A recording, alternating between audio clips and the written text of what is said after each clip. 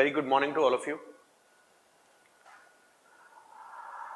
So today we are on day 2 of our PubAd Planner bootcamp, and today we are going to focus on concept building.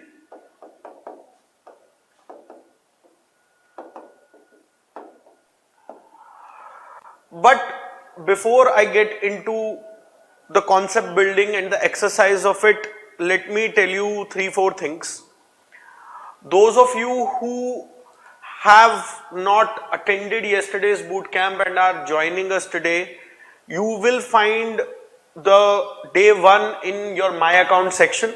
You simply have to go to the website iascore.in, log in using your credentials, your phone number, OTP, email ID, password, whatever you have set while registering yourself for the boot camp. Then go to My Account section, and in that My Account section you will find a package of PubAd Bootcamp wherein you will find the day 1, right? And day 2 is continuing with the joining link that you all have. Alright. Apart from that, the worksheet for today would be there in the e-material section. So those of you who are in the class, I have provided a physical copy. It looks like this, a thin one, thinner than the previous class, because today we are expected to do some more work from your end and less gyanbazi from my end. So that is something that we are looking at today. But before I head into the details, hi Yogesh, hi Prashasti, hi Hanil, hi Akash, hi Naveen. Neha is joining us from our counseling team, so if there is something regarding admissions, etc., you have a query, you can just connect with Neha later. Also, just confirm to me whether you guys have got the worksheet or not. In the e-material section you have the worksheet. So just confirm to me whether you have the worksheet or not, right? So in the meantime, while you all download the worksheet, so see, for the boot camps, this is going to be the standard practice. The worksheets will be there in your account as soon as you log in, and while there are a couple of minutes for session to start, you can download the worksheet in the meantime. Okay, so that is what you can do. Neha has very kindly provided the link for the worksheet in the My Account section. Otherwise also she has provided the link. Okay, so just go to that link and download the worksheet. Now, starting today, before we get into the concept building, do we have yesterday's worksheet with us? Yes, I told you that we should keep the worksheets because one thing is built on the other. Also, before I start, I need 2 green lights from all of you. One, that you have today's worksheet, and second, if there are any queries from the yesterday's session, because I do not want you to carry queries home. If they are here right now, ask. If at the later part some queries arise when you revise, we can obviously take care of them. But going forward, if you have any queries, any doubts regarding what we discussed yesterday, then please ask. Hanji, any query? No? Nothing? Aage chale? Alright. Friends watching this online, Anil, Pavitra, Akash, Naveen, any queries? Yes or no?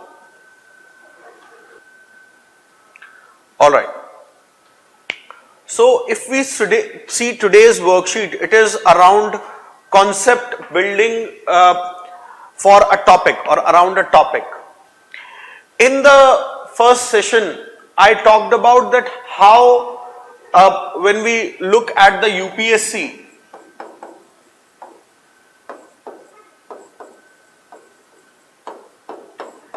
it ultimately boils down to the micromanagement of this topic. How efficiently we can see the topics, and I gave a detailed outlook on how we need to break it down to the most granular level and see the dimensions and the interlinkages. right? So when we see this particular aspect of the concept building around a particular topic, we need to keep certain things in mind, that it is not just definition, it is not just certain features, it is beyond the plain info that we have, because the exam does not want you to just reproduce the information. The exam wants you to make use of that information, right? So the exam actually is not testing your factual knowledge alone. And yesterday when we categorized the question, we saw that how there is a dynamic, there is a application, analytical orientation to certain topics. It cannot be a plain reproduction. So, two things. Answers are not notes. Answers are not notes. So, most of the time what happens, that a candidate who's encountered with a question, and let us say he has seen a word or a set of concept that he knows. Okay, then in that case what happens? That candidates basically vomit everything on the paper that that person knows about that particular concept, which is an incorrect approach, because what we are doing in that case is we are providing just the info. That is the answer to the what aspect. Whereas the question would not demand that. The question would demand that this info in a particular context, in a particular dimension. So we just need not provide definitions and features only. They are needed. The what aspect is needed, but also the how and why aspect. So while developing a concept, it is essential to link it with various aspects, and today through examples we will see, and this actually together brings about that 360-degree approach, just like a radar, a 360-degree approach. Just like in warfare, information has its own merit, situational awareness has its own merit. You should know what is where, who's doing what. Similarly, in the examination, if you have a 360-degree understanding of a particular topic, it gets tad bit easier for a person to actually work through a topic, pick up the very surgical dimension of a particular topic. Okay. Also, this info part needs to be backed up, because we are writing an optional paper. So there would be theory, thinkers,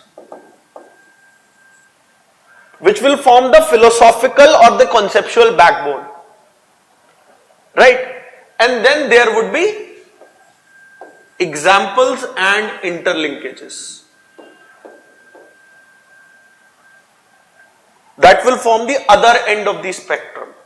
So while we are developing a concept, we should look at all these dimensions. It is not the concept alone, why it came about, what is the theoretical backbone around it, and what is the practical manifestation of it.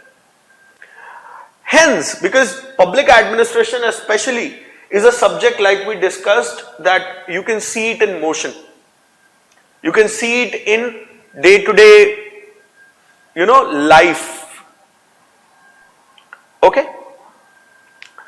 And hence this interlinking and this writing better answers are interrelated. This is all part of the value chain of handling the subject. That is why I said we are not here to do public administration PhD. We are here to actually crack this exam. Okay. So if you will see the very first page of today's worksheet, I have in very brief points identified the objectives and the basic relevance around conceptual clarity. Okay. Okay, there is an issue with sound. Let me get that checked. Give me a moment. All right. So we are getting the sound checked. Is it coming properly? It is proper, Yogesh. Just check with, check with your system. I am told that it is proper. Is anybody else facing the issue of sound? Hi Daksh. Hi Rahil. Hi Sridevi. Is anybody else facing the issue of sound? Alright, no, nobody else. So there is something, that is there with your hardware, the hardware that you are using, Yogesh. Please check that. Okay, so for those who haven't downloaded the worksheet and have joined just now, please have a look at the worksheet. So while developing the concept, coming back to the point that it is not just the definitions, thank you. It is not just the definitions, there are certain, more aspects that are associated with the subject that we are dealing with. Now, if you will see in the worksheet, I have taken a concept development around bureaucracy as an example.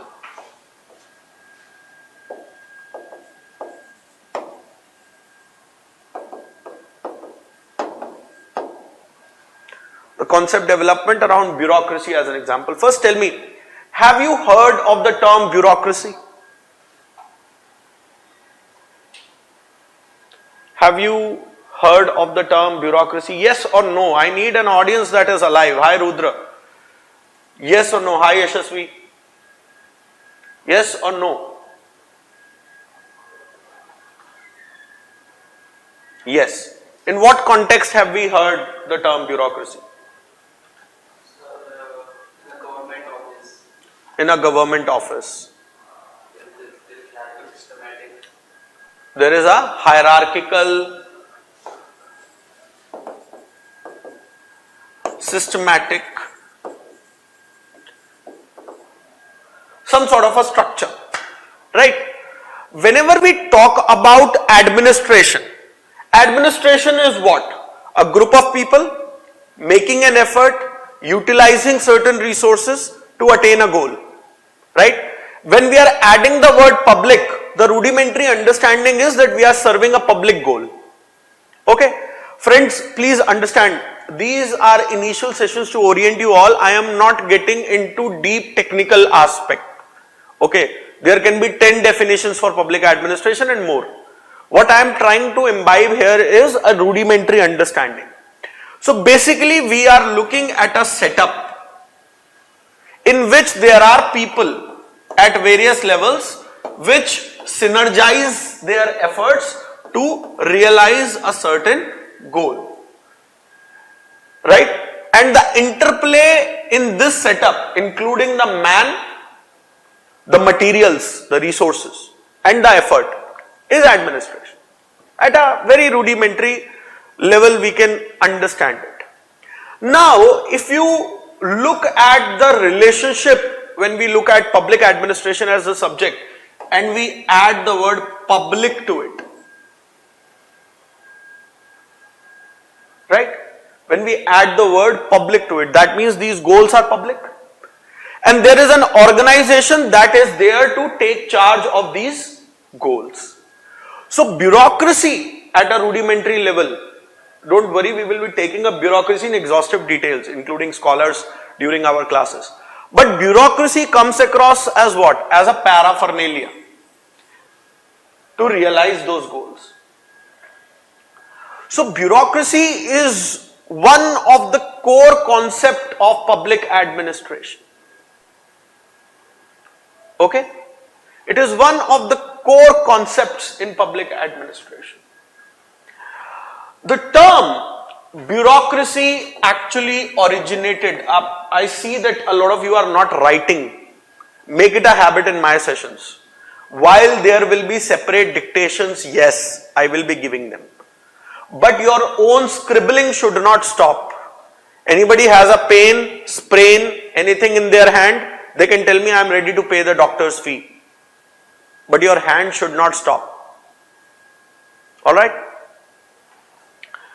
So if you see the word of bureaucracy, its origins, the term bureaucracy actually originated from the French concept of bureaus. Bureaus. And the Greek word kratos.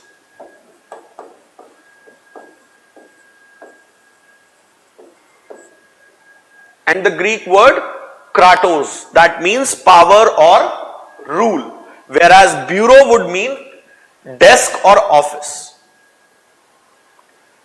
So rule by desk or office was the core understanding of bureaus. Now just pause here, okay? Just keep this thing in mind, right? Just keep this thing in mind. Understand how this came to evolution, okay? And these all are basics, and we will sort of relate them, connect the dots and make a beautiful picture towards the end. Okay, just follow. There was society, people who came onto the earth, life happened, life germinated on earth. So initially people were hunters and gatherers. There were isolated 3-4 people. Male, female, progeny happened, reproduction happened, population increased. They were moving, they were nomads, they were moving from one place to other, right? So if you are an individual and let us say you are living in a maroon island alone, what will you do? You will just wake up, there is no brush, no shower, nothing. You will wake up, yawn, and then you will search for some food, eat, excrete, wash, sleep. Okay? So very rudimentary function. Let us say you are 4 or 5 people. There will be interactions, there will be agreements, disagreements, talk, etc. You will do some other things. Now make this to 5,000 people. Again, there will be many more complex things that will be in play. Fight for resources, competition for resources, so on and so forth. है ना? होगा. Make it 50 lakh people. So eventually these hunters and gatherers, as they grew in number and the society evolved, the society's functions, the gamut of functions, not only increased, but the complexity of the functions also increased. Understood this aspect? Any aspect that any one of you does not understand, just let me know.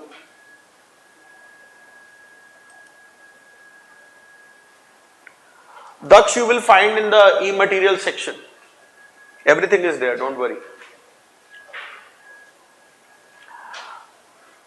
So this complexity grew, and eventually multiple things came into play. Youth, power, muscle power, some sort of a economy developed, exchange system, interaction between opposite genders, interaction between the same genders for power, for struggle, and certain rules developed in the society.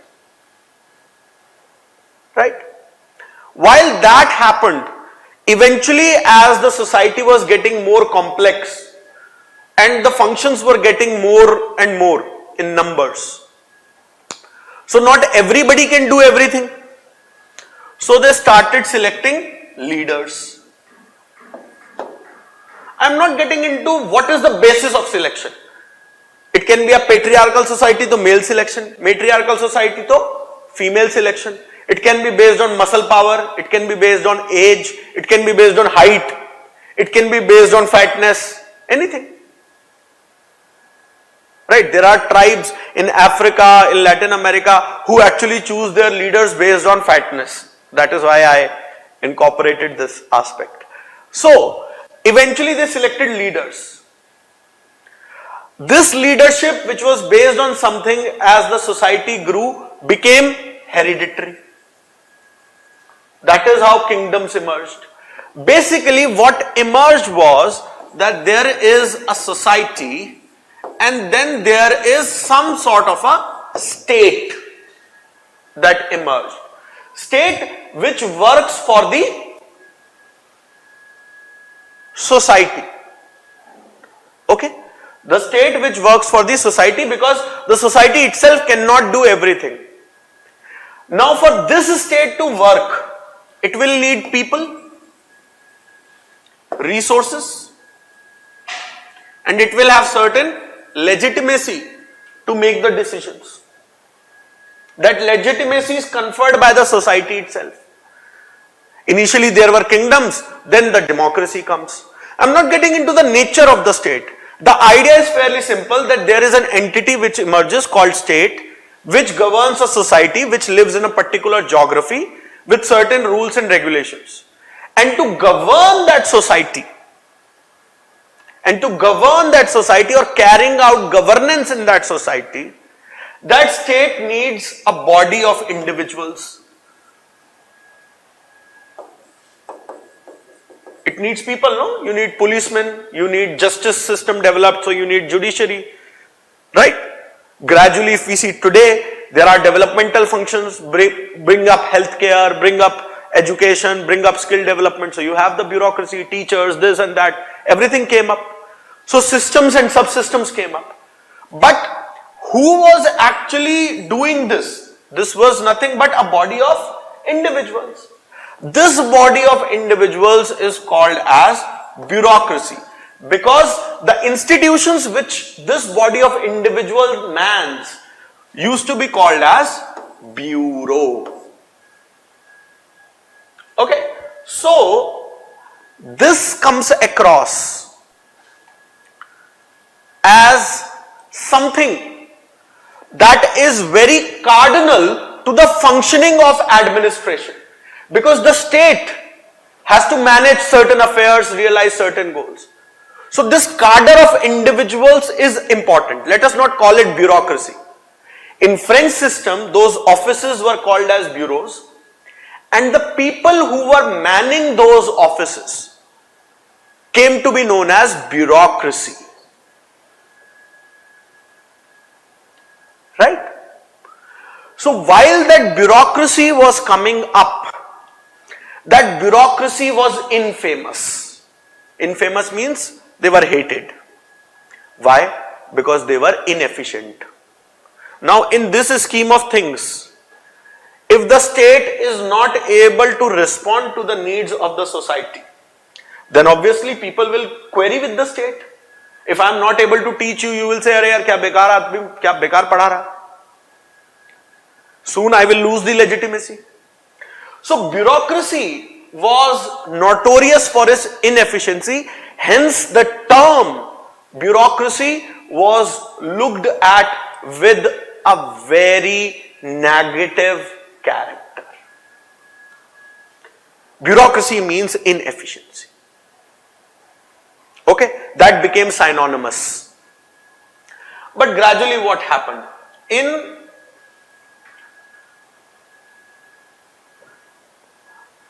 early 1900s, a scholar called Max Weber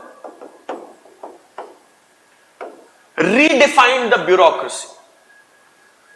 He gave certain ideals for bureaucracy, because remember, this is early 1900s. Public administration as a discipline is gaining identity slowly.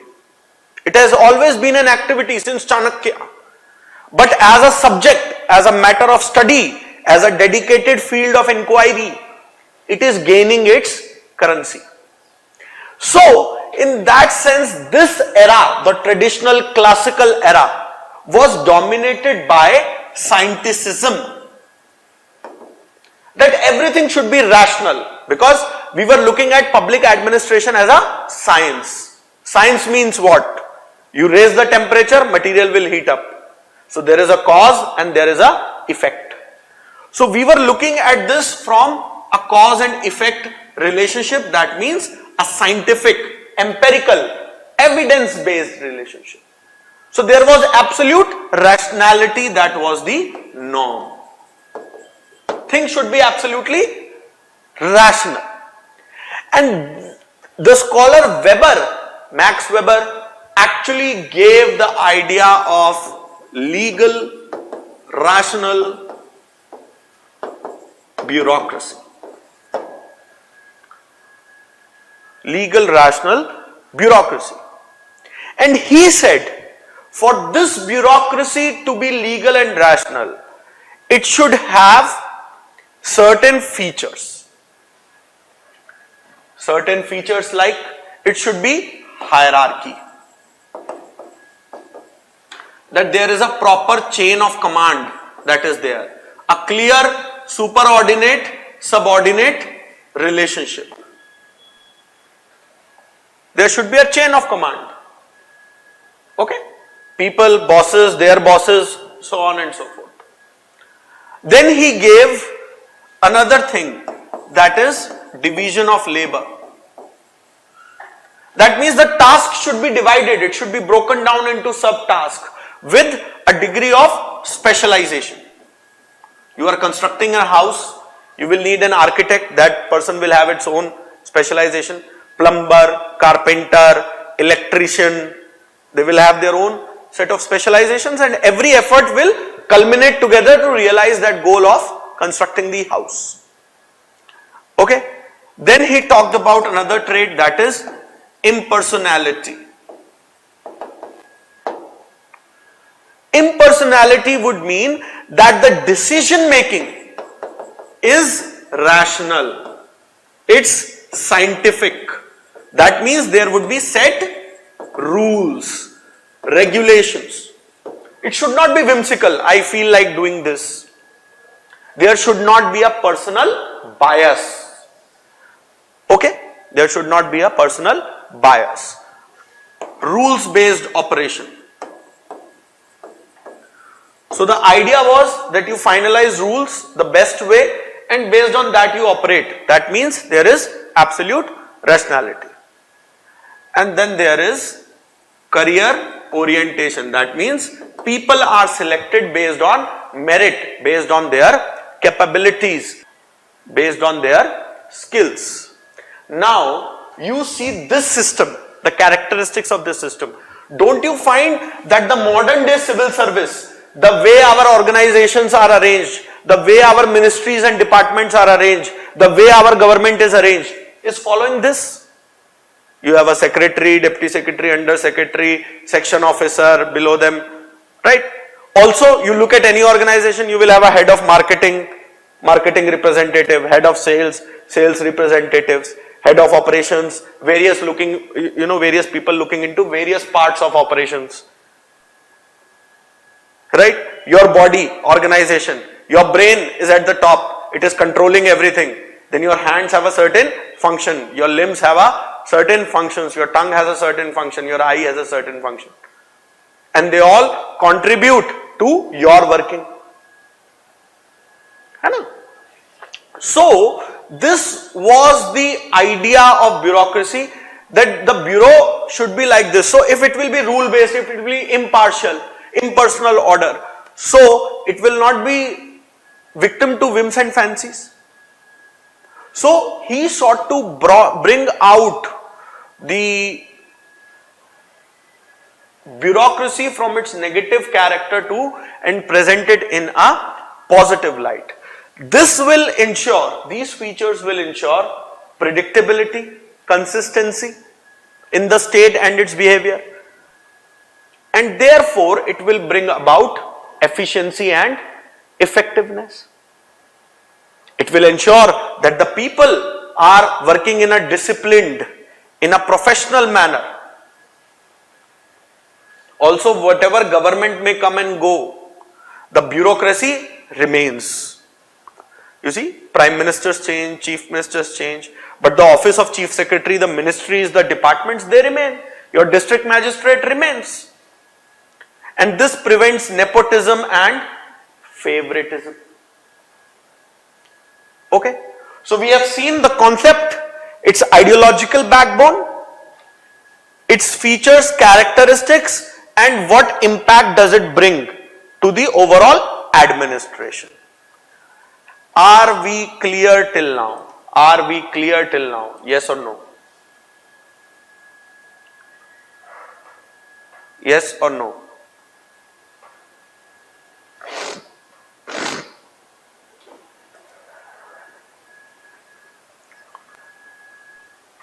Hanji, Akash, clear?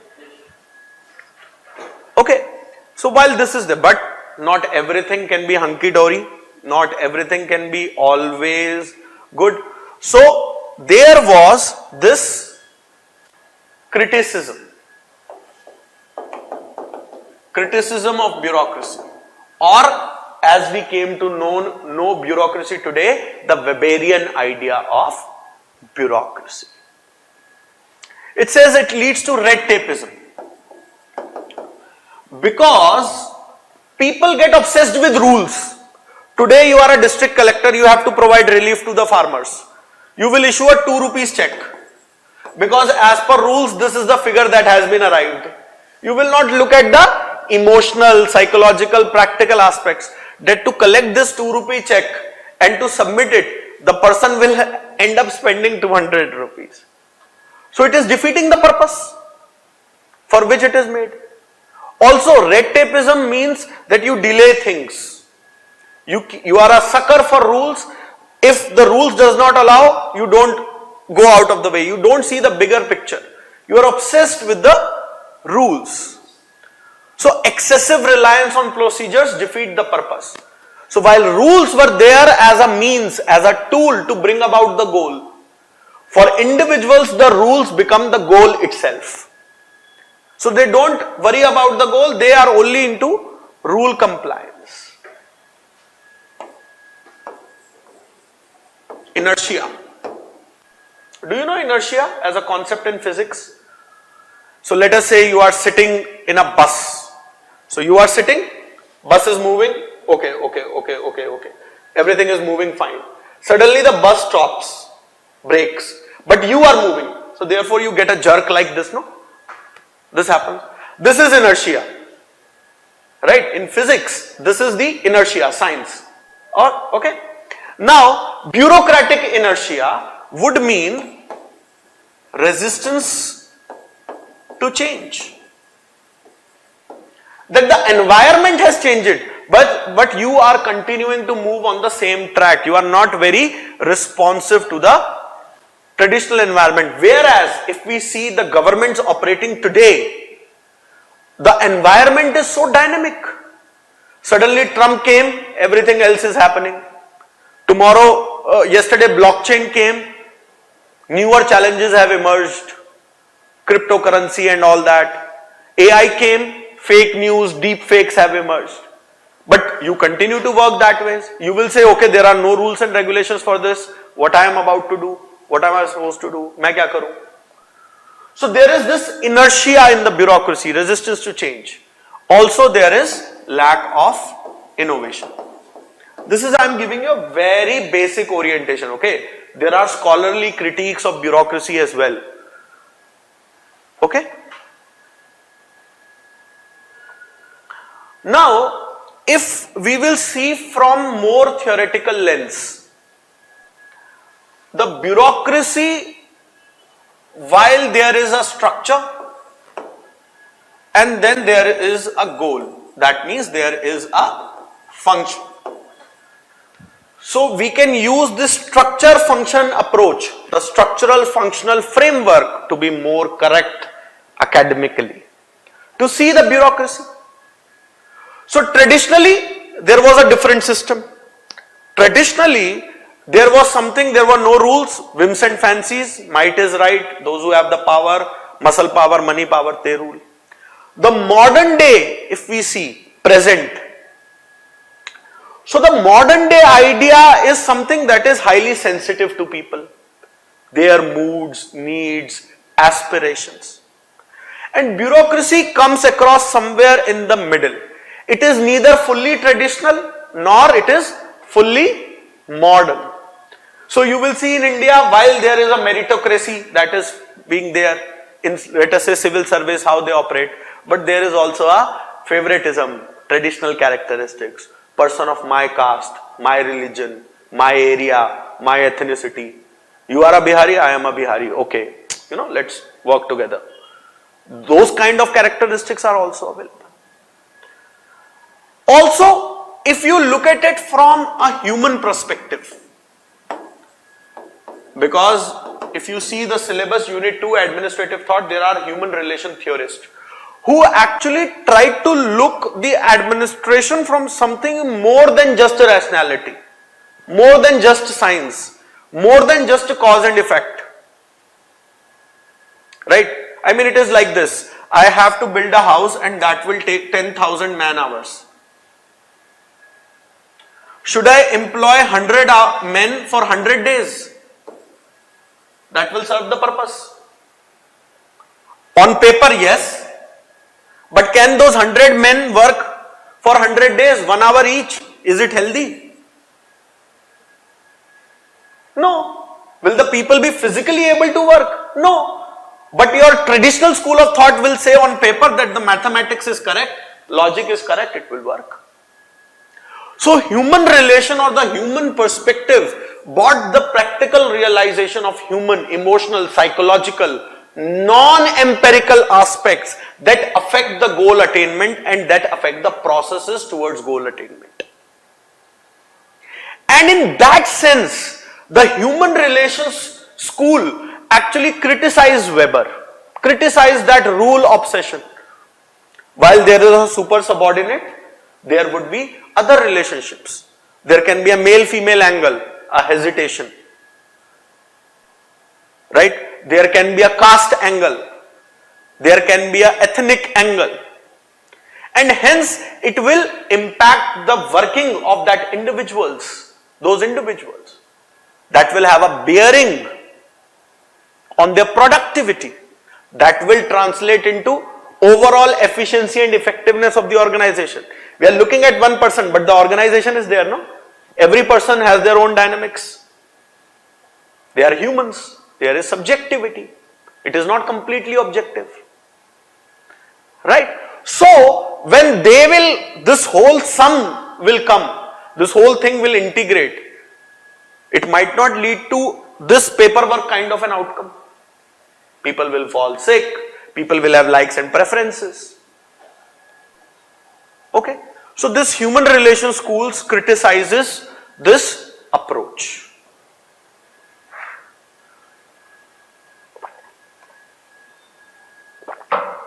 Tell me, have we understood this much about the idea of bureaucracy? Tell me, yes or no?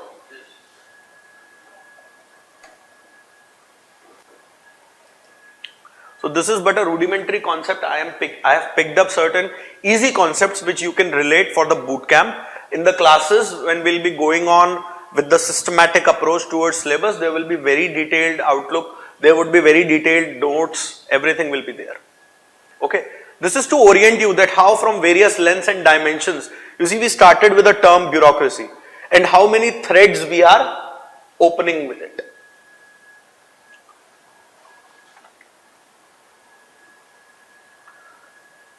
Others except Daksh, nobody is understanding, huh?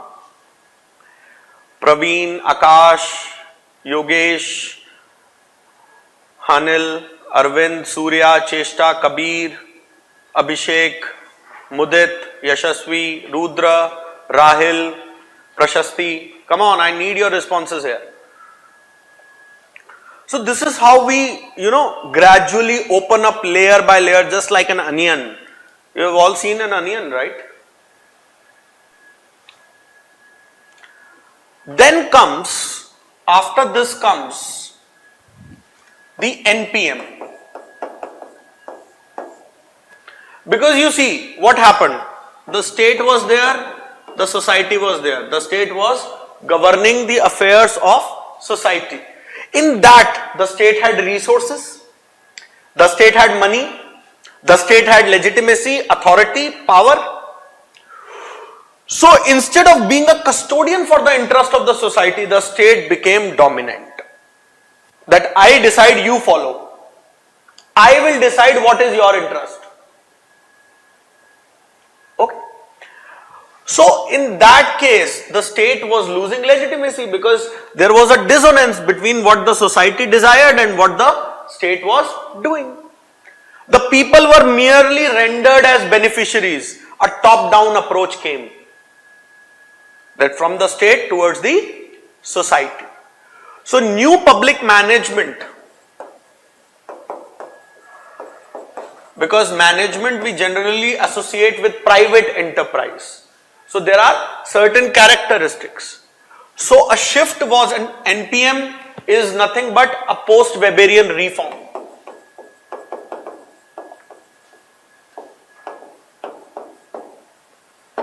Post-Weberian, that means it's a idea after Weber, post-Weberian. Okay, so it actually sought a shift from bureaucracy to managerialism. From bureaucracy to managerialism. That means focus on efficiency, focus on market mechanisms, treating people as clients, their satisfaction matters. And they say that the state is, because of so many functions, because of so complexity, the state has become inefficient. What business does the state have in producing needles or making watches? So it advocated certain strategies to bring about efficiency in the societal goal attainment, societal prosperity, societal growth, realization of people's demand, delivery of goods and services. So it sought certain mantras that how to make state more efficient. It said privatize.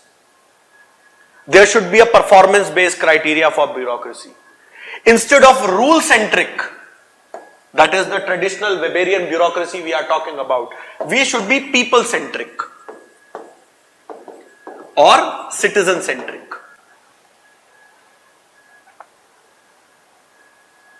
Okay? Similarly, public choice theory, PCT, criticizes bureaucracy on its orientational aspects.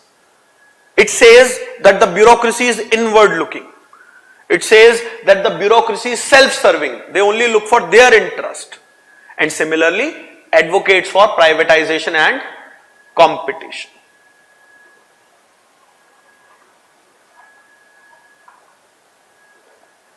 Understood?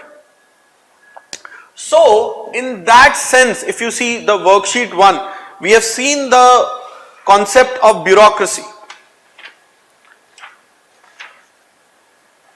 Right? And part 2, breakdown of the topic on NPM. Okay? Part 2 is page number 3. So, we will break down the concept of NPM as well, don't worry. So what emerged? The contrast emerged. Features, bureaucracy, NPM, new public management. Structure, decision making, citizens' role, accountability,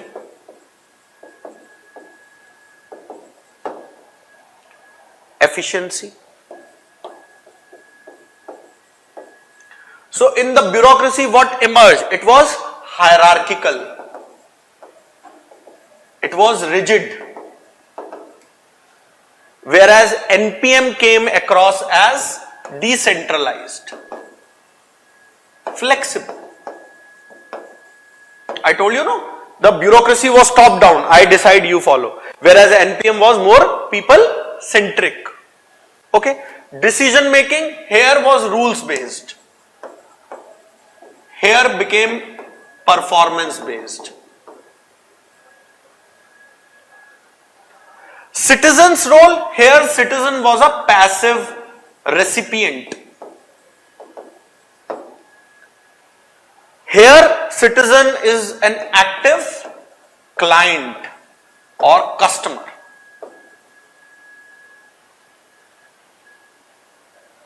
Here accountability is what? Only to bosses. So there is only internal accountability which happens within the organization to bosses. Okay, whereas here it is a public accountability. Efficiency, it was slow because it was procedure oriented. Here efficiency is high because it is competitive, market driven. Competitive and market driven. An example of bureaucracy can be, you remember the days of license Raj, when there were licenses for everything. Okay? But if you look at today, many things are deregulated. There are many reforms that are being carried out, e-governance, etc., etc. So when you see the office of a SP or a district collector or a DM, Election Commission of India, public sector enterprises being managed by IAS officers, right? These are the example, or Niti Aayog, etc. These are the examples of the continued presence of bureaucracy in the Indian administrative system. But what are we bringing on NPM? Please remember, it's not a black and white on and off switch. Can we afford to actually dismantle the bureaucracy? No. Then who will realize the function? So the need is to reorient the bureaucracy. And in that reorientation, we provide reforms. We bring in other tools and technique, e-governance, Mission Karam Yogi, okay, privatization of certain non-necessary enterprises. So while the bureaucracy provides that professionalism, that stability, that continuity, that interface that is there between the citizen and the elected representatives, the citizens and the state, it is at the cutting edge of society and the state, because you on a day-to-day basis encounter whom? A policeman, a postman. You don't encounter your MP, MLA or councillor on a daily basis for your regular needs. So the bureaucracy is relevant. Okay? Understood?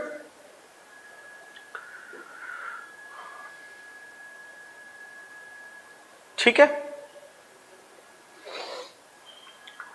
So this was the concept around bureaucracy, the way I presented to you and broken it down. This is one efficient way of doing and capturing the dimensions. Of course, at the level which we are, because bureaucracy we don't study directly when we start with the substantive classes, there is a lot happens before bureaucracy comes into the picture. So this was a rudimentary understanding to break down the topic for you. Okay, so I'll give you 2 minutes, just have a look through it and let me know if there are any queries.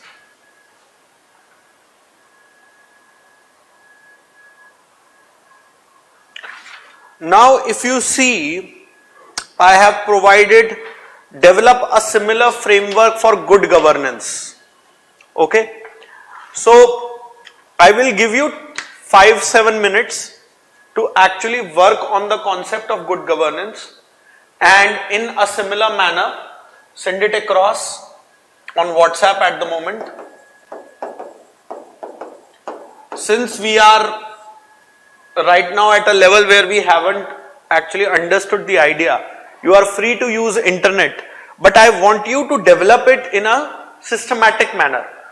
Okay, so there are total 10 minutes for your queries and for the development of the concept of good governance, and just click a snap and send it across on WhatsApp to me, right? and then we will discuss it, because the ideas are related that we are taking up today. I started with bureaucracy because it is a core concept. We'll go to governance, good governance, and finally culminate on corruption. Okay. So I'll give you this time to develop this concept and send it across, and then I will also take it up. Don't worry. Okay. So that you can match whether your thinking process is on the correct orientation or not. Okay. So your 10 minutes starts now. Let us look at the concept and then we will take up good governance. Mind you, I will be talking the GS's orientation, GS paper 2 orientation of good governance, because right now we are not at a stage wherein we are really ready for a detailed PubAdish orientation. But the point here is, the purpose of this exercise is not to check your ability on good governance or your knowledge on good governance. It is based on the framework that we took for NPM, for bureaucracy, and related it. Can you relate things? That is the only objective. So don't be afraid, don't be hesitant. Oh my God, I may sound stupid. Sound stupid. I want you all to sound stupid, because then only we will be able to correct it. Right? Alright, see you soon.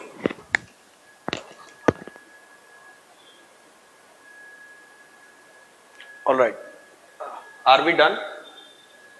Some basic framework is done? Okay, I have certain responses.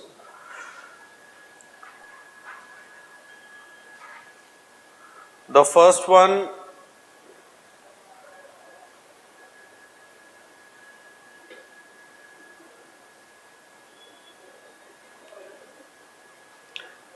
is from AK. The name is AK in the WhatsApp, so you can identify. So what AK has done is, he has provided a definition as per World Bank. Okay. What is that definition? That is not our concern at this moment. And he has provided a rudimentary framework including scholars. He mentioned Aristotle, Kautilya, etc. A few scholars have been provided, and a basic criticism and application in India. Okay, this is the framework. If you see, this is exactly what I want you. This is just the information. Where is the origin, the philosophical basis, the practical reality? India is but one example, but as a concept, good governance will have its own secular character, right? Its essential pillars. That is what is missing. Next, I have a response from Surya. Surya also provides the definition.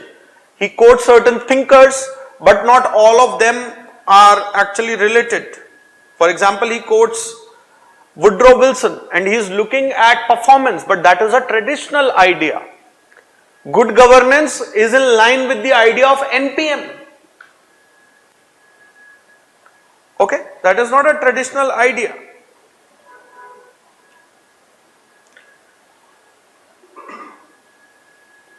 Some examples related to RTI, Swachh Bharat, etc. These are very superficial, surfacial examples. Okay. Next is by Hanil,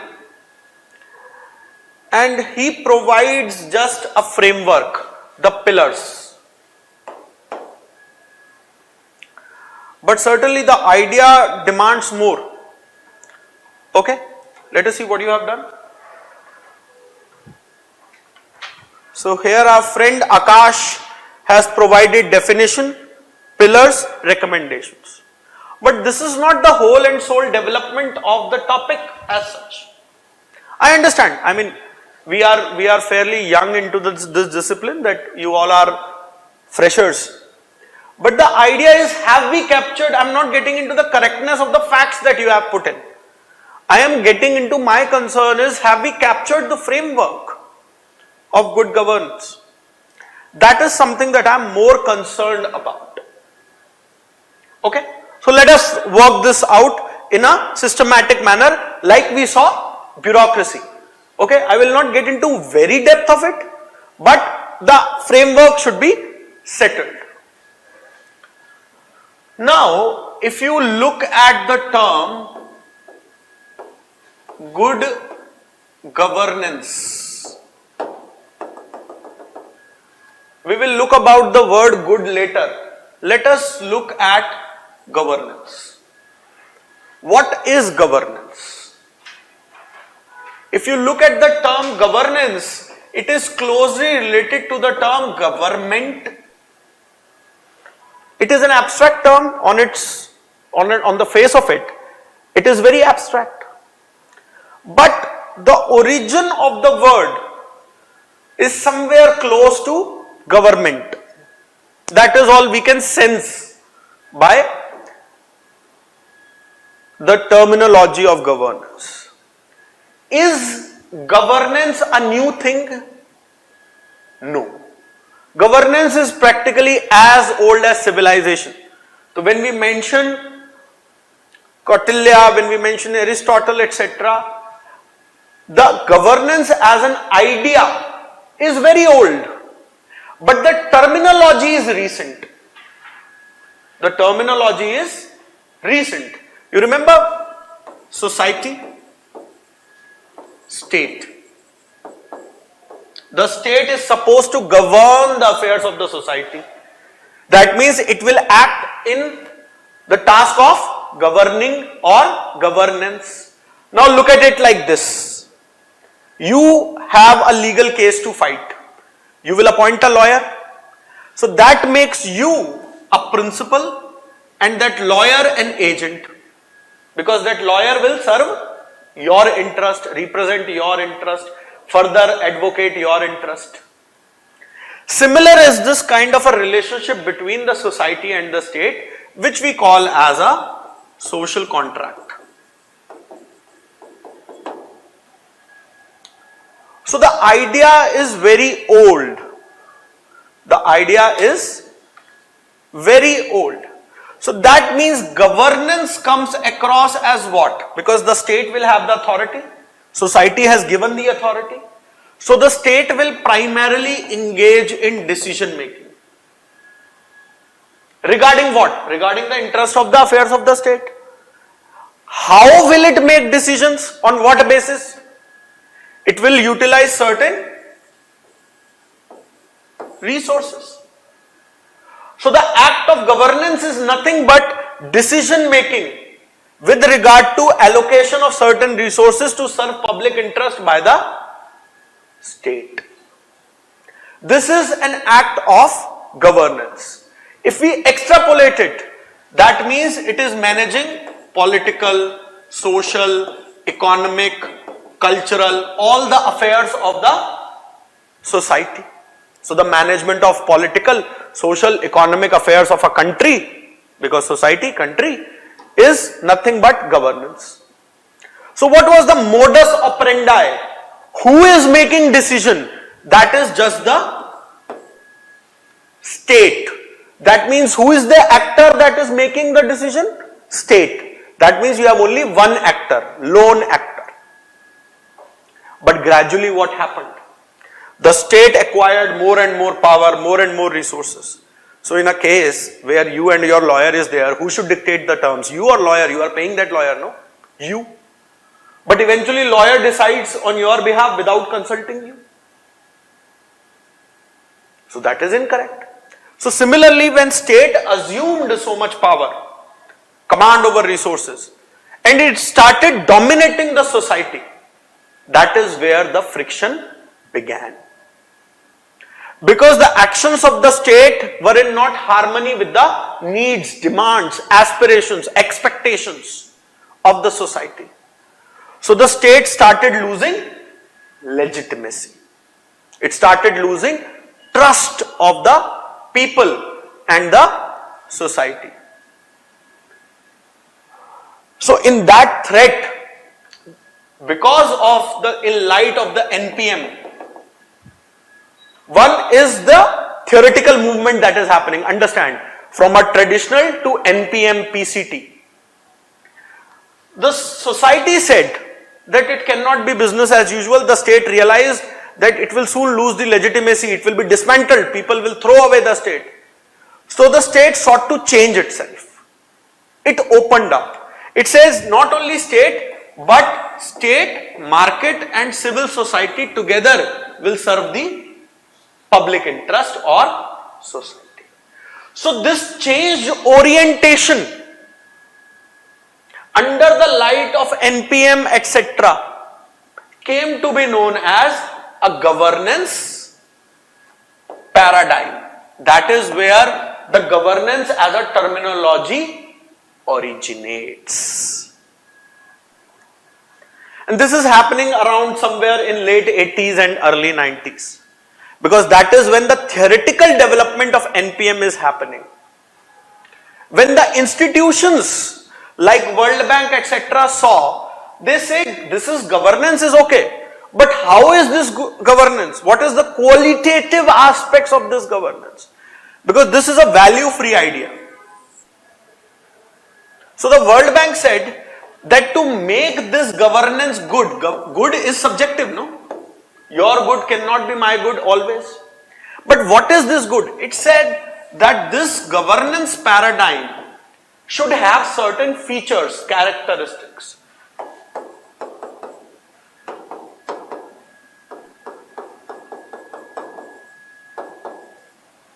Consensus orientation, accountability, transparency, participation, efficiency and effectiveness, equity and inclusivity, responsiveness, rule of law. So if your governance mechanism has these characteristics, then it is something that is good governance. Something that is good governance. Now these are the theoretical reasons. Because the traditional public administration was losing legitimacy. So the public administration had to reinvent themselves. Now come the practical reasons. The practical reasons include 1945, Second World War ends. There are newly independent countries that are emerging after the Second World War. And the world is divided into two blocks. Cold War starts. One led by West, America, Britain, France, the Allies. And the other led by Soviet Union. And each one of them are vying for influence in these newly independent countries to keep them in their team. So what happened? West started pumping in money, arms, materials in these newly independent countries to keep them with them. And it supported every regime. I am not getting into the nature of the state. It can be democracy, it can be oligarchy, it can be dictatorship, anything. But West started supporting. 1990s, a thing happens. That the Soviet Union breaks up. So there were two poles. Okay? West and the Soviet Union. One pole gets demolished. Now there is a need for this pole to invest so much. No. So they pull back. They close the taps of money, material, arms, ammunition, etc. But those newly independent countries were practically thriving on that support to keep the control over their people. Suddenly people erupted. If you look at the 80s, the color revolutions happen, etc. in the Balkans and other places. Right? So, now those countries wanted to maintain control. But those countries were elitist, they became elitist, their society became elitist. There were a few ruling class who were ruling the majority of the population. But without that money, arms, power, which was coming through West, they started losing legitimacy of their people. They went to United States and other Western allies with a begging bowl and said, Malik, do something. They said, what am I supposed to do? Famously, Henry Kissinger said, to be America's enemy is problematic, but to be America's friend is fatal.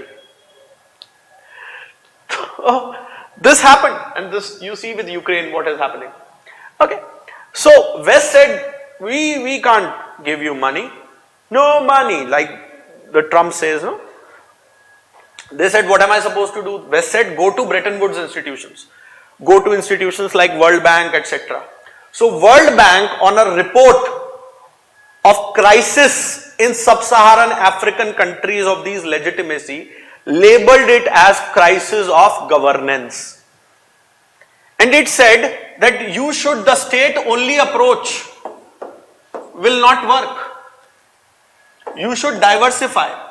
You should open up your market, give space to civil society in decision making to serve the society. Then we will give you money. So these were the practical reasons because of which governance and good governance emerge as a paradigm. I am deliberately not getting into a lot of details. So governance as a concept is old, but the terminology emerges from the meaning of government and this relationship of social contract. And the good governance emerges from the understanding of governance. And this gets coincide with liberalization, privatization and globalization in India. That is why you see in the light of NPM philosophy, privatization is happening and other players are coming in. Public choice theory, because you want to give people the choice. So you see how the discipline of public administration and the practical reality are moving together, almost in sync. So earlier there was this lone actor, now came the other actors of state and civil society. So that is the basis of the idea of governance, and this gets highlighted in World Bank's report in light of certain values, those cat peer that I talk about.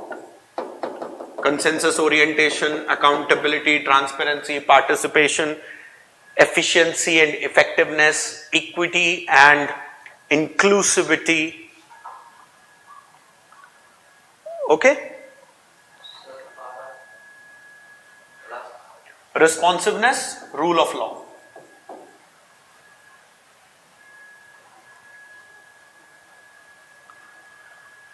Now, if you look at it and conceptualize with the theorist in public administration, who will carry out? Has the state gone for a holiday? No, the state very much remains, but it is carried out by bureaucracy.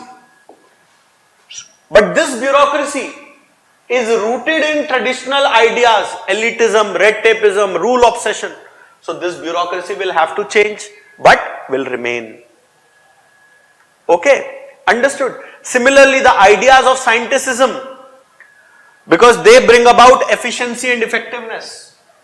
E-governance, for example. E-governance is highly scientific, not because it is using science. The idea is that if, let us say, Akash Ambani or I have to apply for a passport, he simply cannot pick up the phone and call Dr. Jaishankar and say, "Ha, Jai bhai, I need passport." He will have to apply through a passport seva portal. I will have to apply. So it is making rules, it is making impartiality. Similar characteristics that Weberian bureaucracy refers to. Efficiency, effectiveness. Also the human angle, because people are given the choice. PCT, NPM, people are supreme. Citizen-centric approach. Okay? So that brings to the idea of good governance as a broad framework. Now obviously we will expand these pillars. If transparency increases, accountability increases. If transparency increases, people know about information. That leads to people's participation. That participation helps build consensus. So whatever decision making has been done, that will have far more legitimacy. It will lead to more efficiency and effectiveness. Since it's an impartial system, it will provide for equity and inclusivity. Transparency and accountability is there, the system will be responsive. Everything will function as per rules, so rule of law will be there. So how these pillars are mutually reinforcing. That is how we should develop the concept. Merely giving information is not sufficient. Have we understood it? That is the key here. Okay? Understood? Tell me, have we understood this?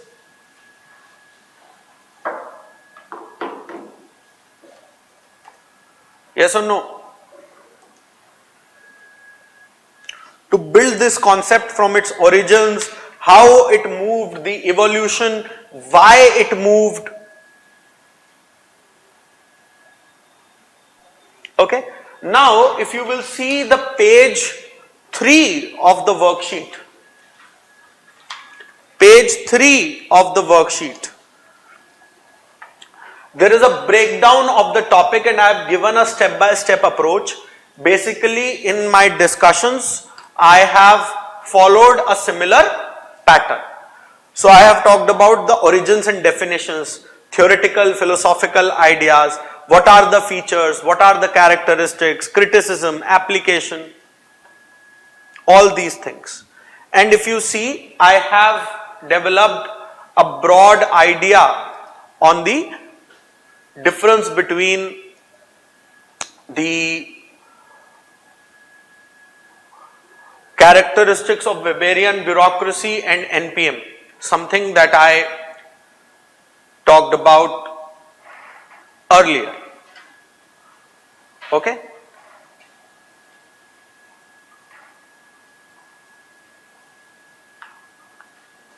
Understood? Now, your job is twofold.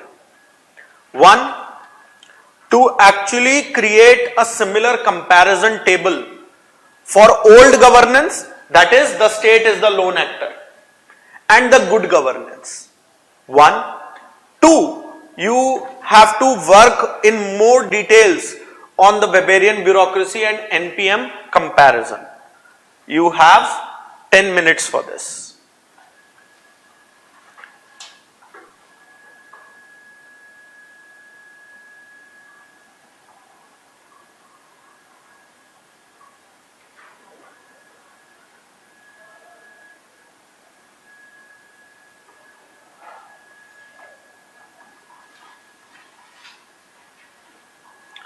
Both I need. So the exercise is there, the task is created on page 3. Just do it.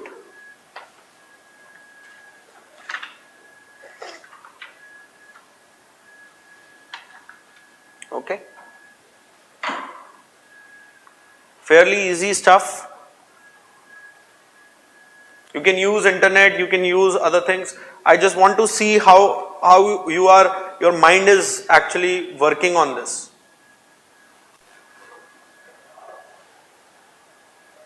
Alright, the responses have started trickling in. So,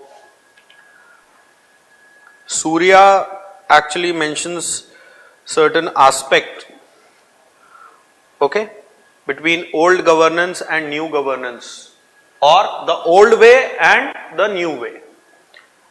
Okay.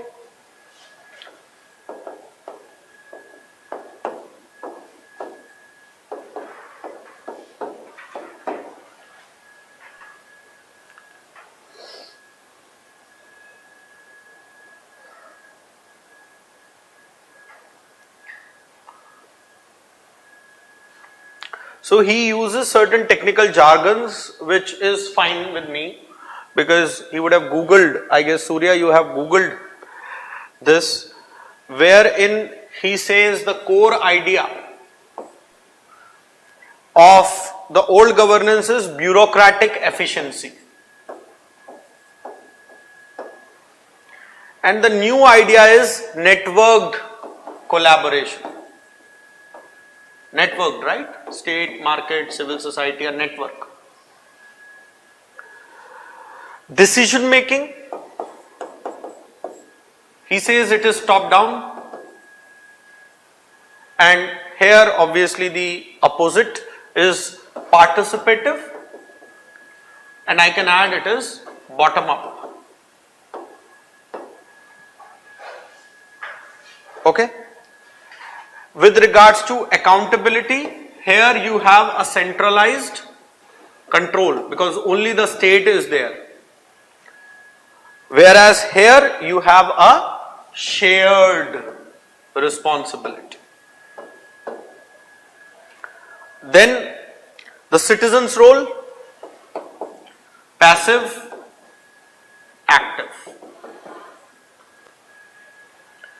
Criticism, inefficiency, the bureaucratic inefficiency is the criticism basically if we see. Okay, or the fragmented aspect is being highlighted here, that there is a fragmented authority. This is incorrect. This is incorrect. Okay, Surya.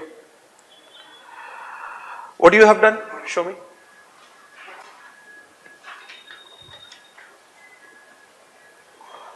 Old governance, a single actor paradigm, that is the government alone. Whereas good governance is a multi-actor. Decentralized is a characteristic. Decision making centralized, decentralized, accountability internal, public also, efficiency low, high, responsiveness low, high, that is fine. Right. Now let me add to this somewhat more. Okay.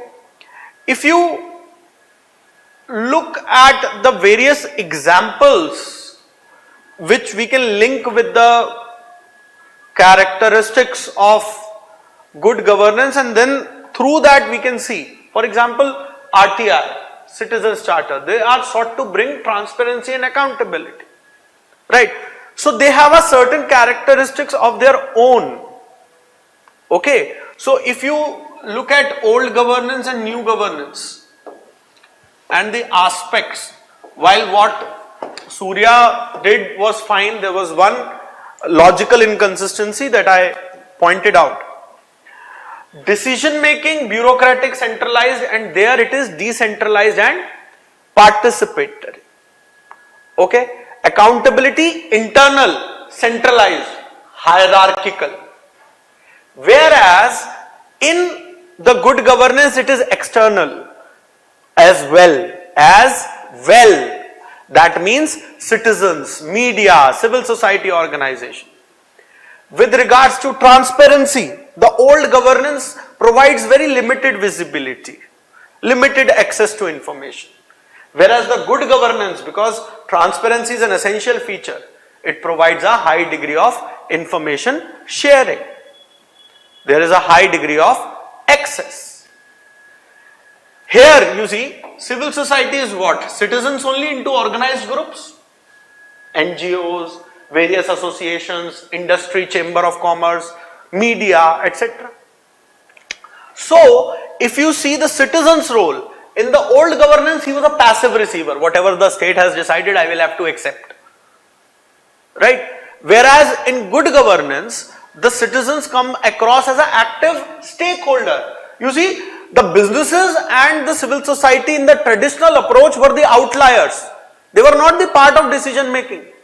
They could not influence the decision making, legally at least, as a part of a framework of governing. But now they can. If you look at the policy focus in old governance, it is rules based, compliance based. Whereas in good governance, it is outcome based, result based, performance based. In the old governance, the innovation was minimal. Whatever the state, whatever be the issue, state will do internally what it want to and it will try to solve the issue. So the innovation is very minimal because the structures are rigid. Whereas in the new governance they are innovative, fluid. Examples are e-governance, tech-driven governance. Okay. So in terms of flexibility, old governance is rigid, slow reforms, whereas good governance is far more adaptive. But there are criticisms as well. As part of the original social contract, the state is wholly and solely responsible because people do not elect businesses. Civil society is a small part of the society, not the whole of the society. So if we look at the annals of democratic responsibility of the state, isn't good governance coming across as something that the state is stepping back from its responsibility? I cannot do it, I will need help. But who is responsible? Ultimate responsibility is of state. Also, this notion of good governance as it started, when it started, it was a highly Western centric. The perspective was from West being adopted, being imposed on the non-Western world, or the global North perspective on global South.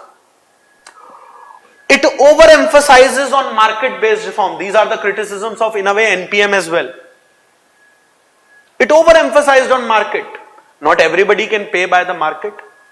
Therefore, you see in India, you have a balance. While you have a FedEx, you have a Blue Dart, you have the humble India Post. While you have the airlines, you have the humble Indian Railways. So that the services are provided to the people. Okay? Understood? And of course, then there are issues with the pillars themselves. Our government system, even if we say that the RTI and Citizen Starter is there, is it working absolutely fine? Is it working absolutely the best? No. There are critical gaps in various pillars and the way they are being implemented. So this shows that good governance is a project in motion because of two things. One, that we fill the existing gaps. Two, the system should be progressive enough to change itself, to respond to the changing ecology or the changing demands of the society. Understood?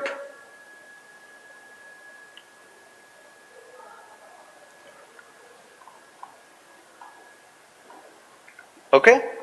Similarly, when we look at Weber, there are of course the bureaucracy and the authority, legal rational authority, charismatic authority, traditional authority, there will be more details. But if we look at the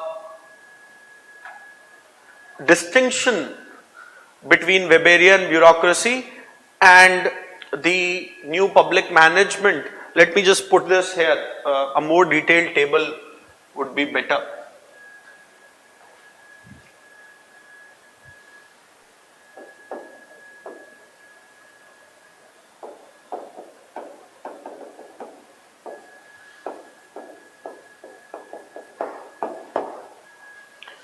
If you look at the structure,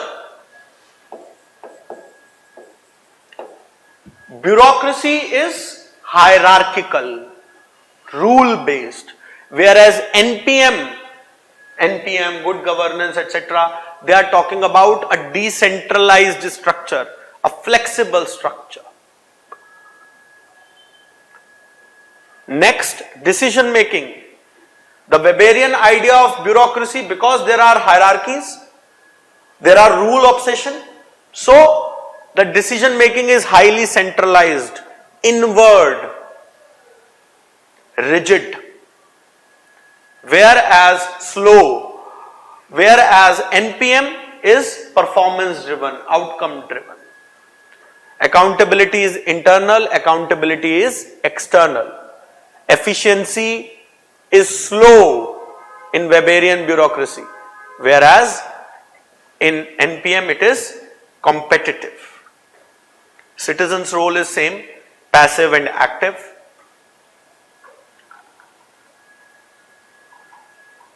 And the similar kind of criticism will follow in the NPM, as we were looking at good governance. Okay? Understood? So this is the broad idea how we, you see, explore link dimensions. We started with bureaucracy, then we linked it with NPM, then we linked it with good governance.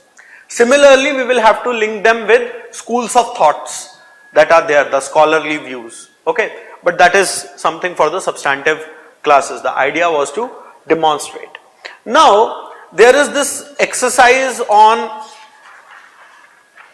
page number 4, which is actually talking about connecting with the practical realities.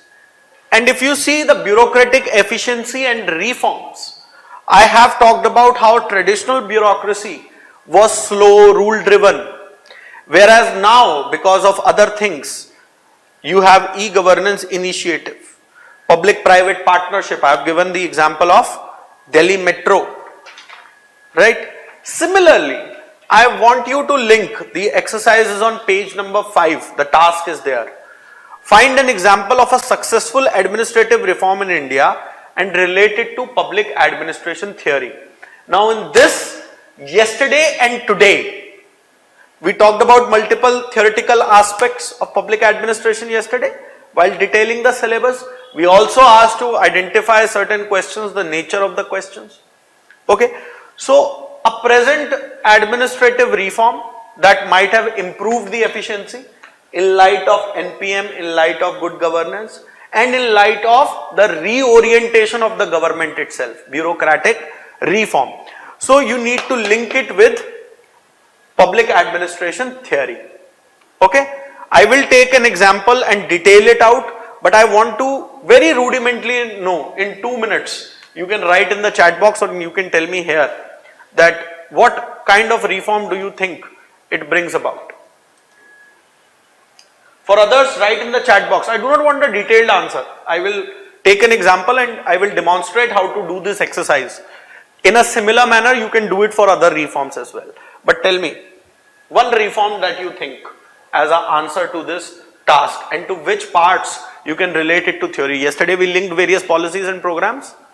Remember? So do this. Tell me, 2 minutes. Think. Google, think, do whatever you want. You have 2 minutes.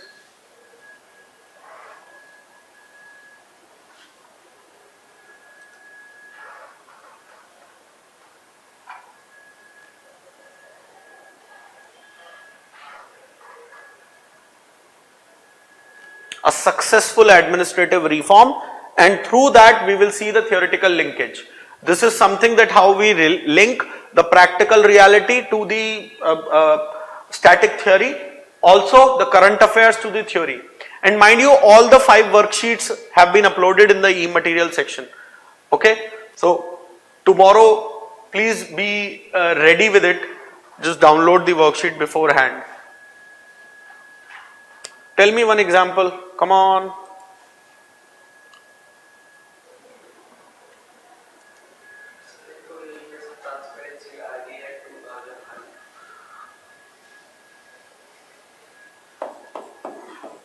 Transparency, RTI.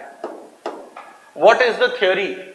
Where you are linking it with theory? Because this transparency is coming out and in relation to good governance. But what is the theory? Administrative theory. Good one, good one. How does it bring about good governance? This is one example. Okay, fine. Taken, point taken.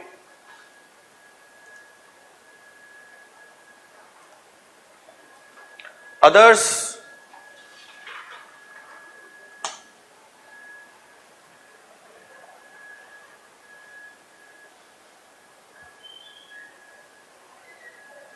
Hemanji, tell me. Yogesh, Rahil, Cheshta, Kabir, Pavijagan, Akash, Arvind, Daksh, Akash Vats, Aniket, Abhishek, Shri Devi, Naveen.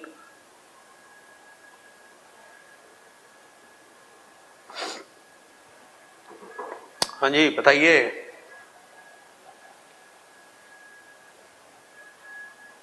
Think. How? Break it down.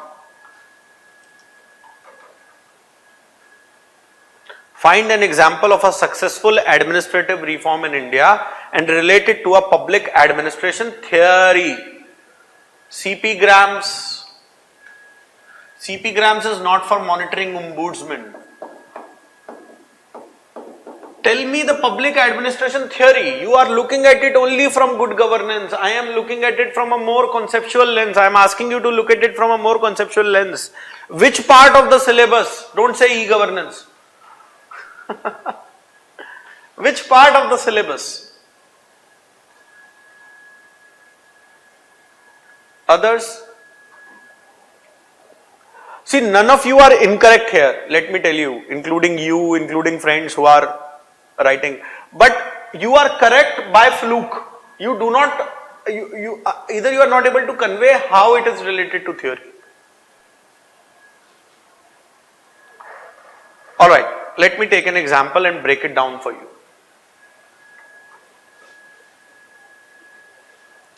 Let us take direct benefit transfer. First, let us look at the practical side of it. Practical side.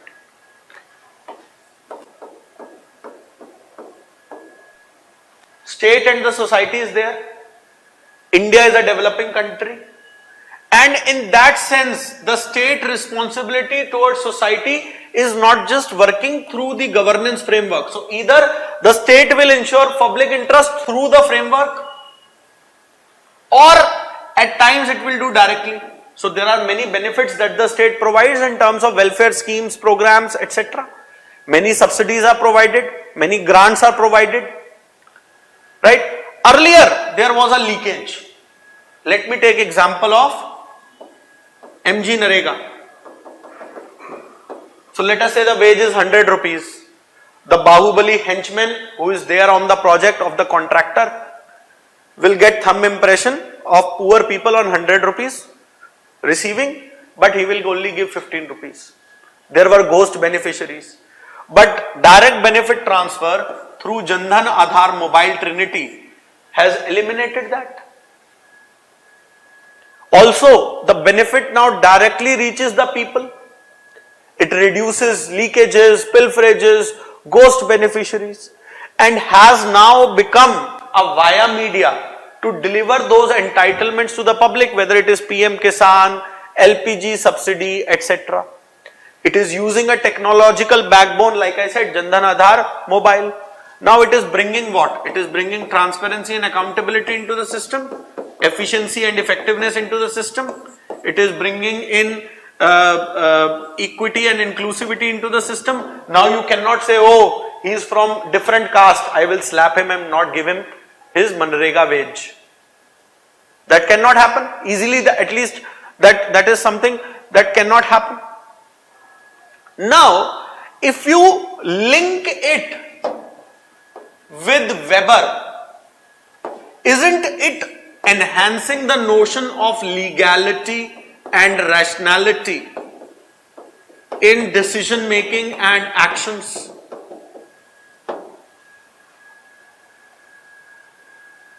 But it cannot have a bias. It is creating an impersonal system, a rules-based system, bringing in efficiency and predictability, impersonality to the character. Okay? Now, this is one aspect that I have linked. See, direct benefit transfer as a reform. Now, link it with NPM. It is keeping citizen first, not the program, but ultimate delivery and outcome orientation. It is decentralized. You need not have to go to Prime Minister to get your wages. The decision making is localized. at a panchayat level. The system is well distributed. Whether you look at PM Kisan, other schemes as well. It is high on performance, high on outcome, high on result. Citizen-centric approach. Now, link it with PCT, public choice theory. People now have a choice. Earlier they were not having a choice. Whatever that Bahubali is giving, they will fold hands, bow down and say, okay, 50 rupees, okay sir.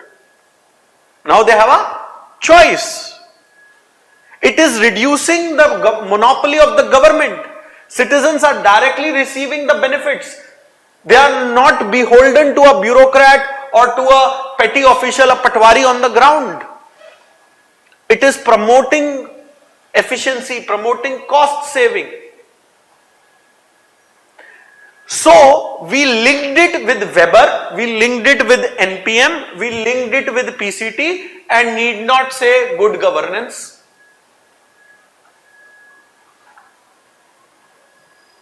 And hence it is a great model of administrative reform. Hence it is a great model of administrative reform. Okay? Now, similar is the case if you look an initiative. This was a reform. The way the government was working. Earlier the government was working in a pen paper mode. Now it is reforming the process. It has also reformed the process. So it was a reform.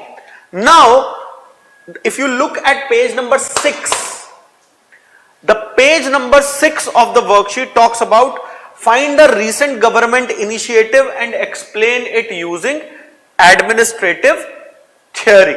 I have given an example. Citizen participation in social audit brings about public accountability and good governance. Application in Manrega. Okay, I have given a sample question as well. First tell me, understood this much? Understood?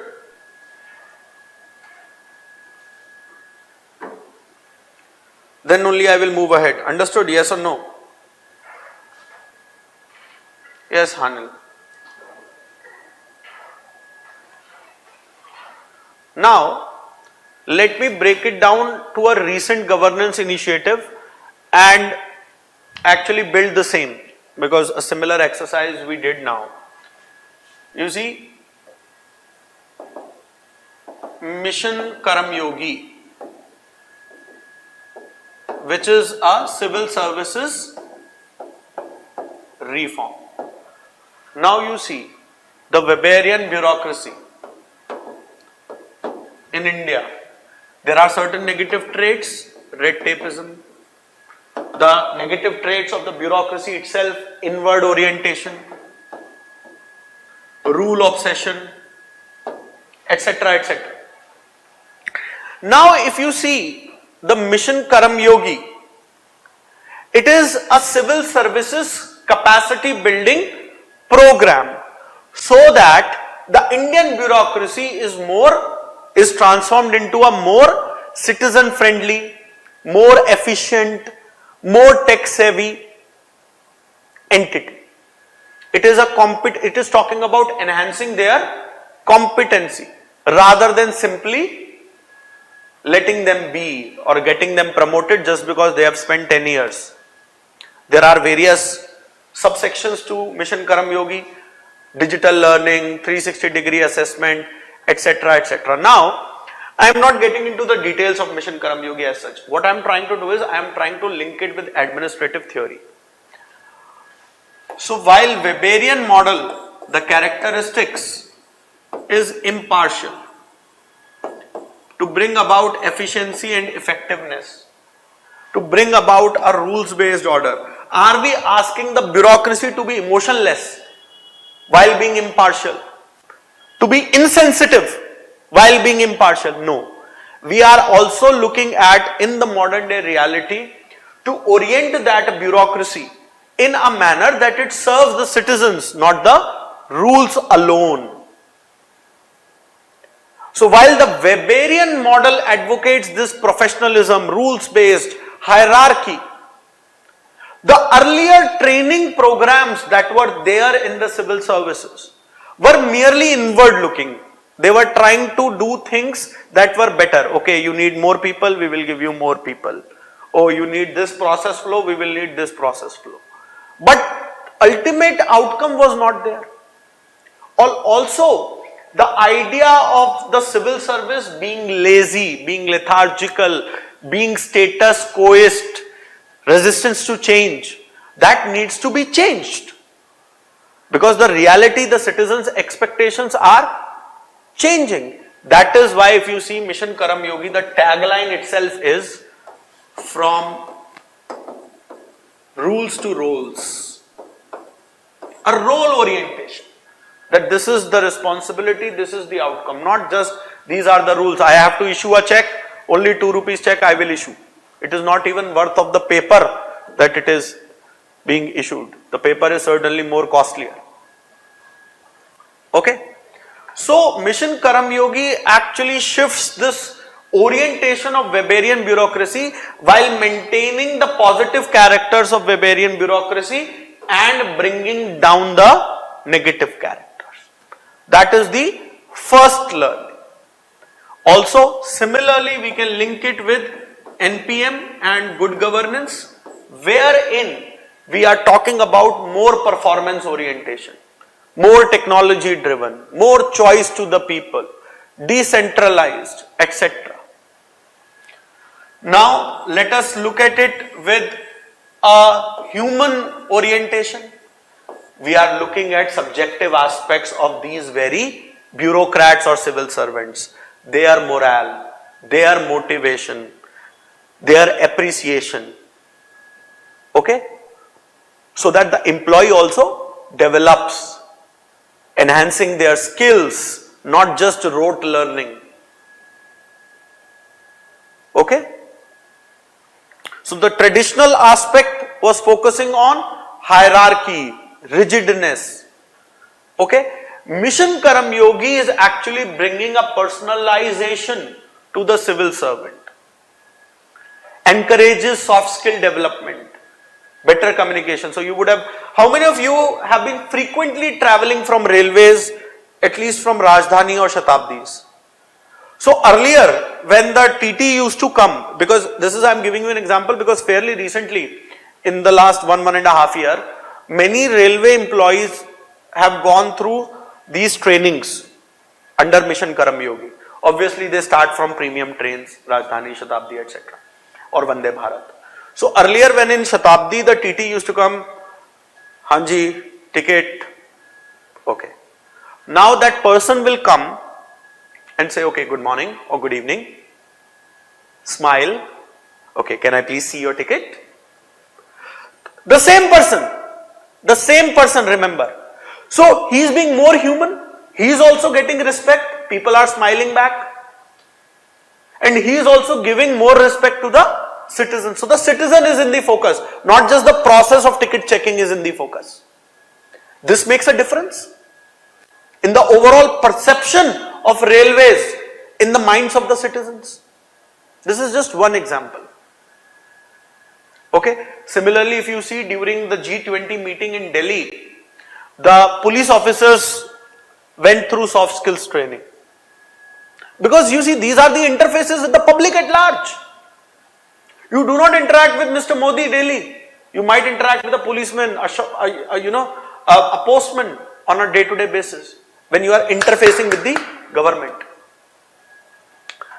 So, this human relations approach is actually looking at their social, psychological aspects.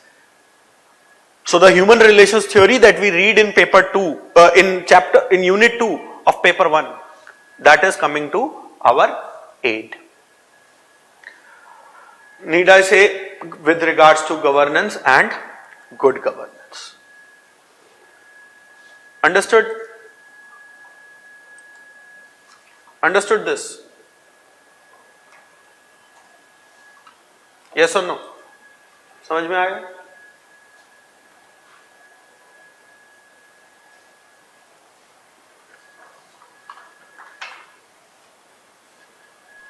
Now, I am giving you an exercise to develop the concept building from scratch. And this is about corruption. Now, please understand, I do not want you to only tell me the definition of corruption or corruption that you see around. Examples, those things are fine, those are needed. But I want you to take it from the conceptual lens. Either corruption is new or old. Okay, what are the causes? What are the impact? What are the remedies? On which conceptual angles? India's scenario can be an example. But I want you to analyze the concept from scratch. Okay, if you see on page number 7, I have in a very detailed manner dealt with how we build bridges from one to other.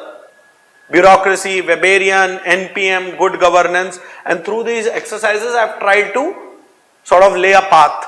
Now you have a new topic in hand, corruption. You have 15 minutes for it, 15 minutes for it, and send in the responses accordingly on the WhatsApp or here, okay? And I need you to develop a holistic framework on corruption. I will be giving one as well, but I want to see how you guys have actually built around it. Okay? Time starts now. Alright. Have we done the exercise? Corruption? I haven't received any sort of responses on my mobile phone. Surya, Naveen, Hanil, Ritik, Pavitra.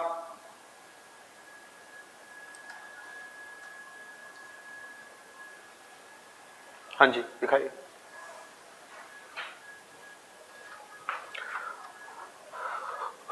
So our friend here actually links corruption with one aspect in the syllabus, that is criminalization of administration and politics. That is one aspect. But what about the Weberian bureaucracy? Because it has power, command over resources. For personal gain, it is using that bureaucratic power and authority. That is also a corruption. Moral corruption, not acting. There is no money exchanged, but that is also a corruption. So a friend here writes dishonest behavior by those who is in position of power. That is fine. Public servant demanding some money, reasons for corruption, social discrimination, failure of education system, high inequalities, use of black money in election, criminalization of politics and administration. These are the reasons. Consequences, political instability, rise in criminal cases, failure of justice, high income, political and social inequality. What about loss of development? What about loss of faith in the minds of citizens for the state? Recommendations, enhance more accountability, transparency, RTI, etc. That is correct, but that is a very rudimentary understanding of how we arrive at corruption. Now, if you see the detailed framework, corruption itself, meaning, and with that we will have to look at forms: political, bureaucratic, okay, electoral, judicial, corporate, and the petty corruption, 10 rupee, 50 rupee, 100 rupee bribe, causes lack of accountability, transparency, okay, legal system, weak legal system,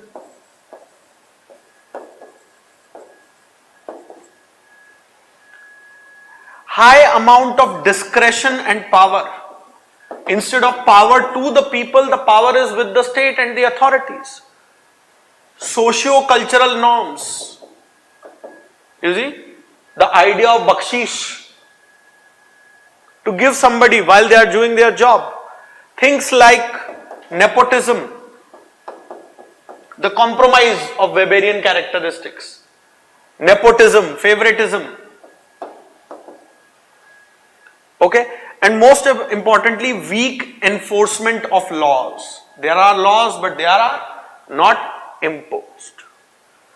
Impact. Obviously, economic losses, erosion of trust, leading to poor governance, and that will compromise on all the 8 pillars of governance: poor equity, poor inclusivity, poor participation, poor consensus orientation. Okay, so you have those 8 losses there. Overall loss of development, etc. So, when you respond to this, what should be the response or solutions? Solutions can be legal, like RTI laws, procedural, improving the procedure, eliminate discretion, technological, bring in e-governance, direct benefit transfer, etc. Institutional, create institutions, CVC, Lokpal, Lokayukta, right? Behavioral, instill honesty, ethical education, moral education. And if you see all of it, these solutions will link to Weberian bureaucracy, will link to NPM, will link to the social contract, right? And will manifest in laws like RTI, direct benefit transfer, and all those things. Now, this is the broader structure, skeleton that we have come up with. Now, after the skeleton, we need to ask questions. Is corruption new or old? Tell me. Is corruption new or old?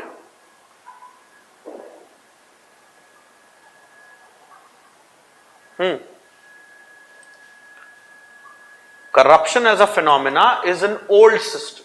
Even Kautilya writes in Arthashastra, so that is how you link a scholar, that corruption is like fish drinking water from the pond. You cannot eliminate corruption, you can only minimize it. Because the human agency that is at the play, the human beings that are there, giving more power to the people, decentralization, is one of the solutions. Now, a question again that you should ask, whenever we talk about corruption, why we talk about government corruption so much? Because corruption is there. I mean, you are stealing money from your father's wallet, corruption. You are promising something to your friend and not delivering it, corruption. But why, when we talk about, even in private organizations, there would be an operations manager who is taking cut in contract, let us say for printing, let us say for procurement of chairs, right? Let us say in procurement of stationery, okay? A production manager undercutting the production in a private enterprise. This is also corruption. But why, when we talk about corruption, more often than not, in our general discussion, in our common parlance,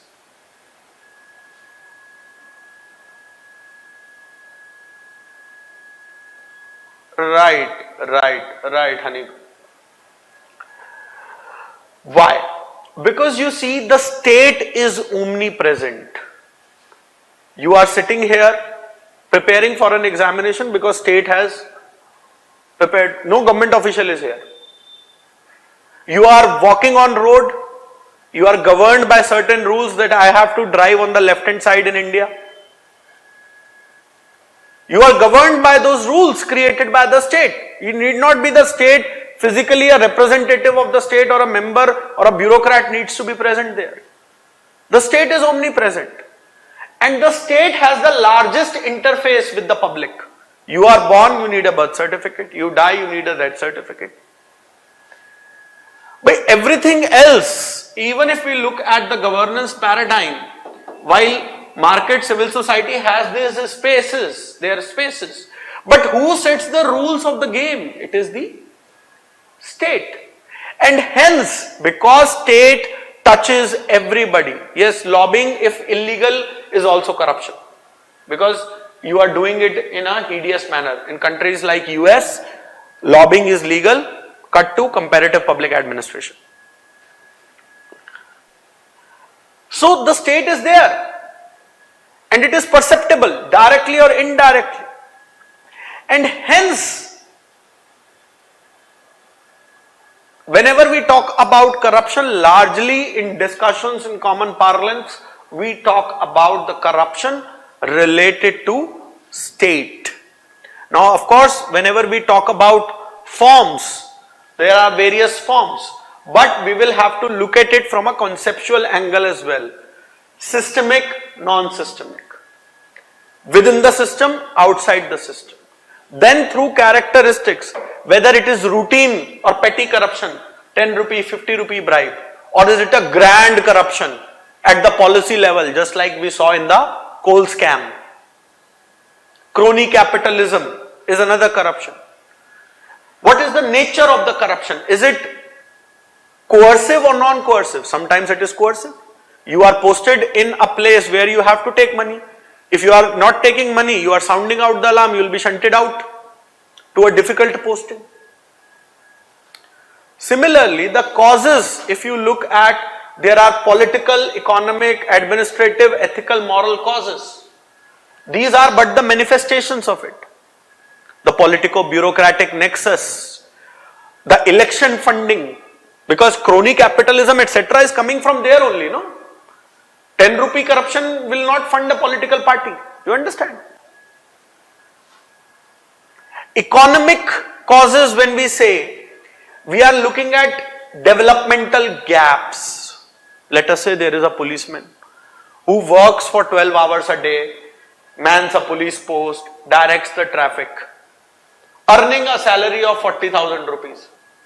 Whereas another policeman who takes a lot of bribes, okay, has a good flat or a bungalow, children go to private schools, have cars, their own bikes. Whereas this honest policeman, he live in a 1 BHK, dilapidated police colony flat. So there are clearly developmental gaps. There is scarcity of resources. Now look at it in the practical sense. You have a large amount of unorganized sector whose wages are not guaranteed. So wherever they feel they can make a cut, they make the cut. Whenever we look at administrative causes, you will find lack of transparency, complex procedures, lack of accountability, lack of enforcement. Legal causes, no legal framework. Okay. Similarly, the ethical and moral causes.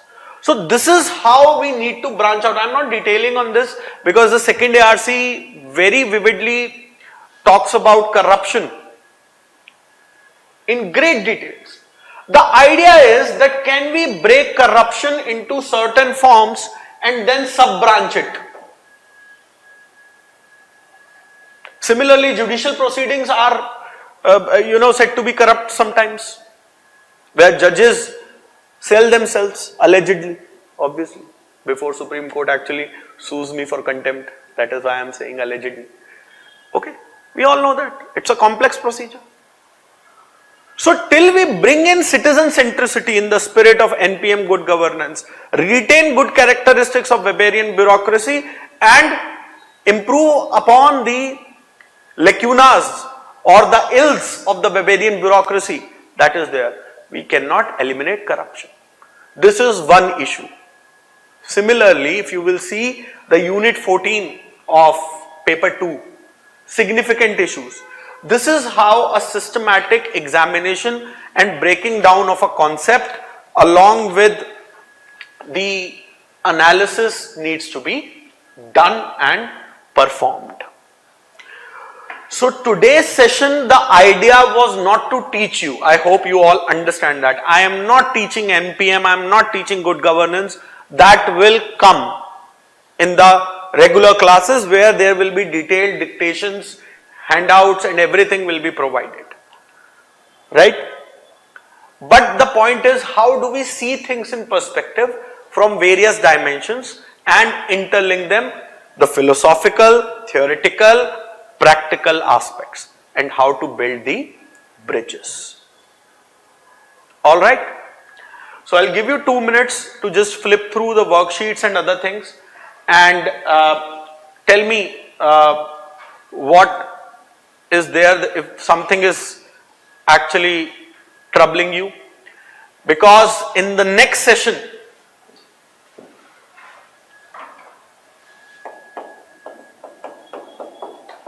that is tomorrow, we'll be focusing on translating this thought process onto the paper. So we'll be focusing on notes making.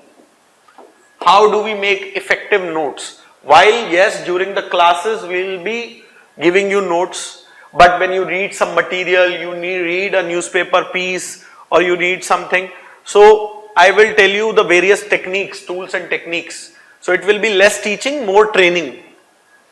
Okay. So we'll be focusing on notes making. There will be multiple exercises on notes making. Right. Subsequently, there are other agendas for day 4 and day 5 that are there. Okay.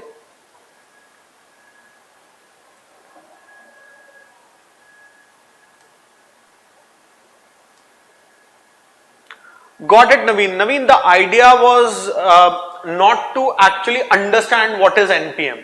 The idea was not to actually understand what do we mean by good governance. The idea was, can we break down a topic and see it from various lenses? Don't worry, all of these topics will be clear in the classes. Because we'll be starting, because I took up NPM, good governance, because good governance is a term we hear quite often, right? And it can be more practical to relate. But when we'll be taking up in the classes, these concepts will come and there we will understand it better. Okay. The idea is the breakdown. Have you understood the breakdown that we need to see from various lenses, Naveen? Have we understood that?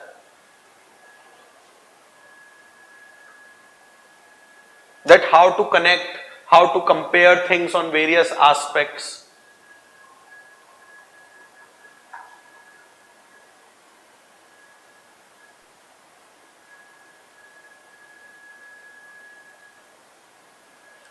Sure. Do ping me, right? We can get it over a call. If there is more confusion, we can take it over a call. No issues with that.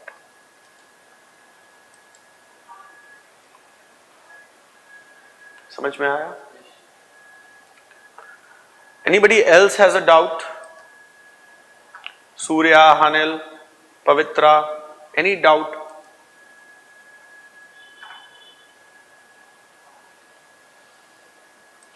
Alright, then let's sum up this class. Thank you so much. We'll see you tomorrow.